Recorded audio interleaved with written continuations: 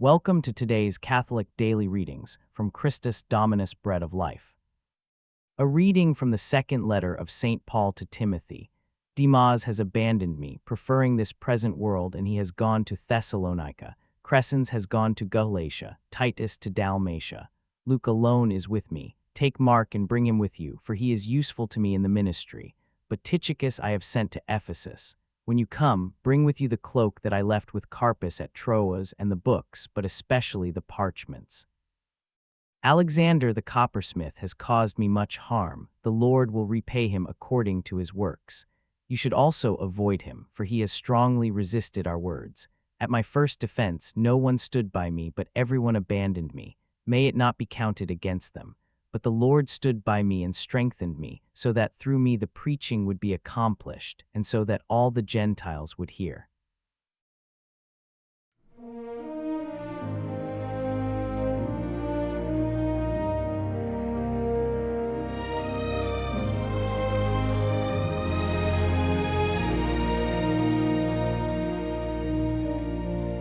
Let all creation give you thanks, O Lord, and every heart proclaim your name. Your kingdom shines through faithful hands. Your friends make known your reign.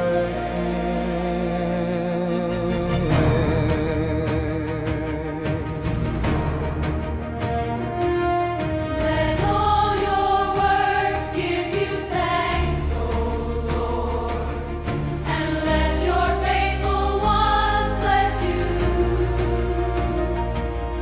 They speak of the glory of your kingdom and tell of the wonders you have done.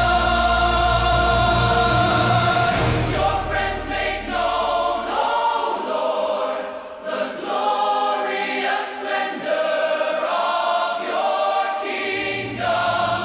Through every land your mercy flows. Your dominion endures forever.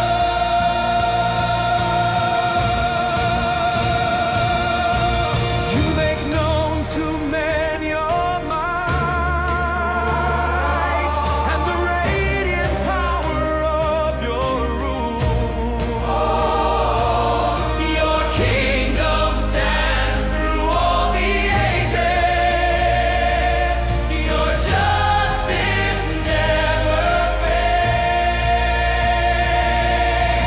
Send us, O Lord, with peace on our lips, to heal, to serve, to proclaim your truth. Let our lives reveal your nearness, for the kingdom of God is at hand.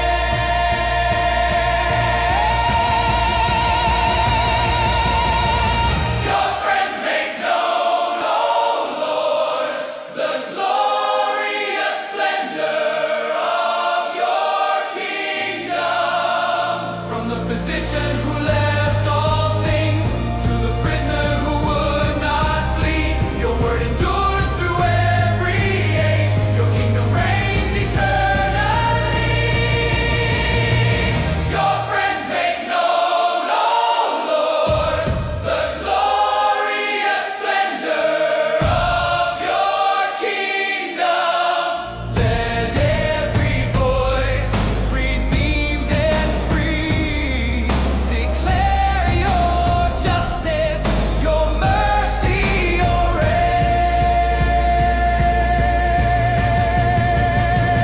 The Lord is near to all who call upon him, to all who call upon him in truth.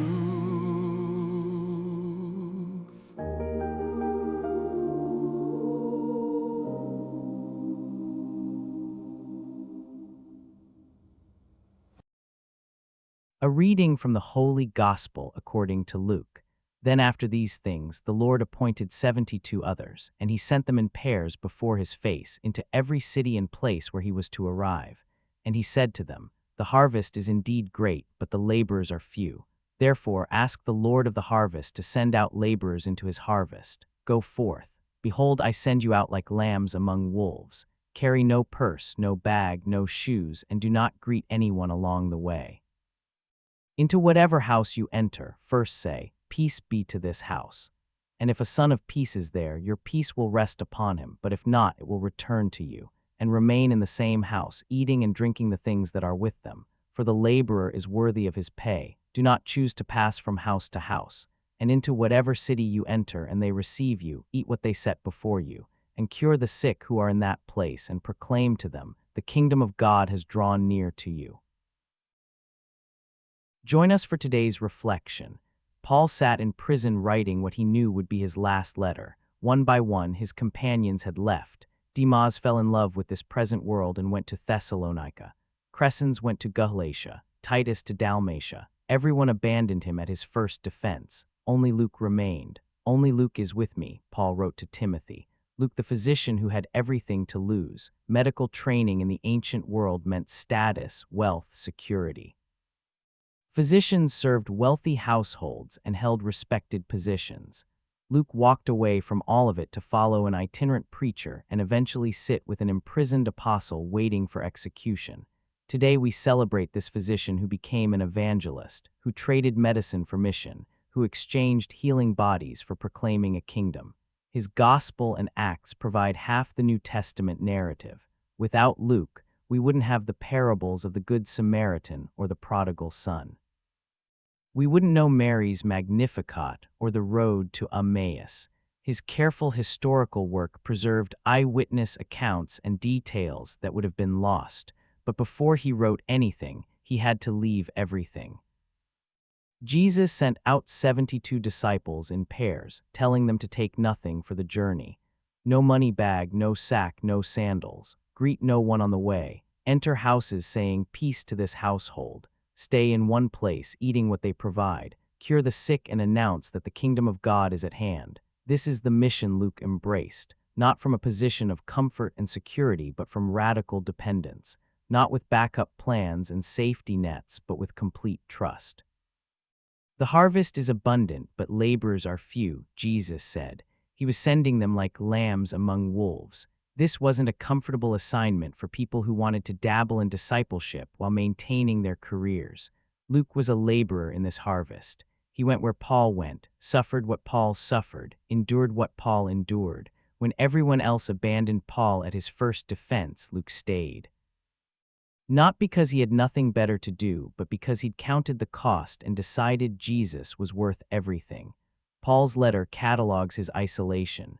Demas loved this present world more than the coming kingdom. That phrase captures something essential.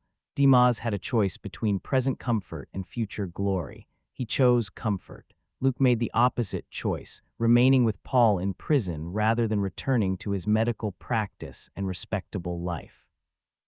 At my first defense, Paul wrote, No one appeared on my behalf. Everyone deserted me. But the Lord stood by me and gave me strength, so the message might be fully proclaimed and all the Gentiles might hear it. Paul was rescued from the lion's mouth because his mission wasn't finished. Luke witnessed this rescue, stayed through the isolation, remained when others fled. The psalm celebrates God's faithful ones making known the glorious splendor of his kingdom. Your friends make known, O Lord, the glorious splendor of your kingdom.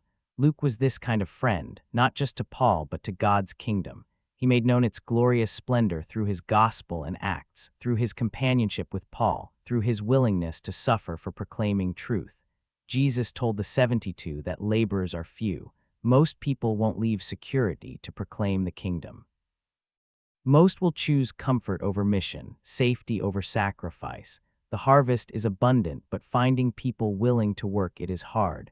Luke was one of the few willing to be sent like a lamb among wolves, to take nothing for the journey, to depend entirely on God's provision. Paul's situation illustrates what this costs. He's in prison. Former companions have left. He faces execution. This is what happened to laborers in the harvest. Yet Paul writes with confidence, The Lord stood by me, gave me strength, rescued me from the lion's mouth. He will rescue me from every evil threat and bring me safe to his heavenly kingdom. Luke witnessed this faith under pressure and chose to remain rather than flee. The 72 were told to cure the sick and say the kingdom of God is at hand. Luke the physician already knew how to cure the sick, but Jesus was calling him to something more than physical healing. The kingdom of God is at hand means God's reign is breaking into present reality, transforming not just bodies but souls, not just individuals but entire structures of existence. Luke captured this kingdom vision in his writings. His gospel emphasizes Jesus' concern for the poor, the marginalized, the excluded. His parables show a kingdom where outsiders become insiders, where the last become first, where mercy triumphs over judgment. This wasn't abstract theology. Luke lived it by staying with Paul when staying meant suffering. Paul's description of his isolation makes Luke's faithfulness remarkable. Demas fell in love with this present world. That phrase cuts deep because it names the choice every disciple faces. Do you love this present world or the coming kingdom? You can't love both equally. One must win. Demas chose present comfort. Luke chose present suffering for future glory. The Lord is near to all who call upon him, the psalm declares. Paul called from prison and the Lord was near, giving him strength to proclaim the message fully. Luke called from his choice to abandon medical practice and the Lord was near, using his skills to write gospel and history. Both men understood nearness to God often comes through suffering, not avoiding it. Jesus warned the 72 they'd face rejection. Whatever town does not receive you, go into the streets and say, even the dust of your town that clings to our feet we shake off against you. Yet know this, the kingdom of God is at hand. Rejection doesn't invalidate the mission. The kingdom remains at hand whether people receive the message or reject it. Luke faced this rejection alongside Paul, cities that refused to hear the gospel, authorities who imprisoned apostles, companions who abandoned them. Yet Luke remained faithful because he understood what Jesus taught the 72. Success isn't measured by reception, but by faithful proclamation. The kingdom of God is at hand regardless of human response. Paul writes that the Lord will bring him safe to his heavenly kingdom. This isn't deliverance from physical death, but confidence that death can't separate him from God's kingdom. Luke understood this too. He stayed with Paul knowing it might cost his life, knowing association with condemned apostle meant danger, knowing faithfulness could mean martyrdom. On St. Luke's feast, we celebrate a physician who left security for mission, who stayed faithful when others fled, who made known the glorious splendor of God's kingdom through his writings and his life.